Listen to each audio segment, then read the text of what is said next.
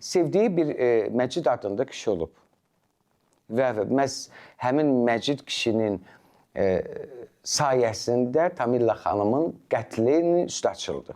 Tamila xanımın ən depressiyalı anında bu insanla, yəni həyatına elə bir ki, Allahın bir elçisi kimi gəlib.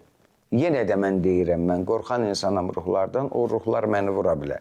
Ancaq bunların arasında yaxın münasibət olmayıb, dost, sirdaş və bir-birinə deyə bilməyib, gizli qalan bir sevgi. Bəlkə də platonik bir sevgi olub və ikisinin də bir-birinə hörmət olub.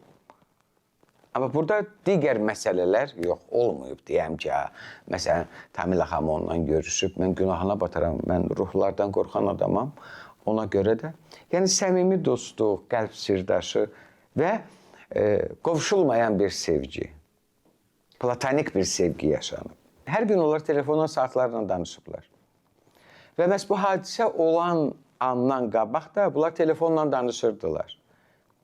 Və qapı döyüləndə Tamila xanım deyir ki, qulluqçu o həyat yoldaşından içəri gəlir.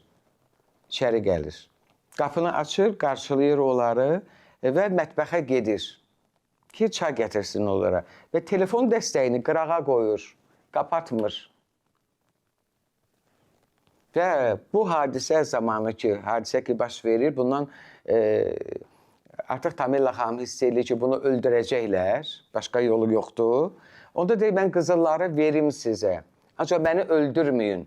Orada qulluqçu xanım deyir ki, əgər o öz oğlunun dostlarını güllələtməyə qədər aparıbsa, o bizi də öldürtdürəcək. Və orada artıq öz həyat yoldaşına göstəriş verir ki, o bu qətlə törətsin birgə. Və bu səsləri canlı şahidi Məcid telefonda eşidirdi. Bəlkə də ona görə deyirəm ki, o kişi olmasaydı, Tamila xanımın bu faciəsini açmaq mümkün olmayacaqdı. Artıq o hüquq mühafizə orqanlarına müraciət olundu və bu hadisənin izinə düşüldü və həmin o qızıl brilyant Göyçayda bağda tapıldı. Artıq onlar onu Göyçayda bağda gizlətmişdilər, qulluqçu gül. Yaxşı ki, o Məcid bəy var imiş. Yoxsa bu necə bilinədik ki, bu hadisəni törətdi, necə oldu, heç qulluqçudan da şübhələnməzdilər. Yəni, yenə deyirəm, bu cinayətin açılmasında telefon dəstəyinin qırağa qoyulması və Tamila xanımın Məcid bəylə danışması bu ərəfədə. Əgər bu olmasaydı, bu cinayət təbii ki, tam düzgün araşdırıla bilməyəcəkdi, çünki şahid yox idi.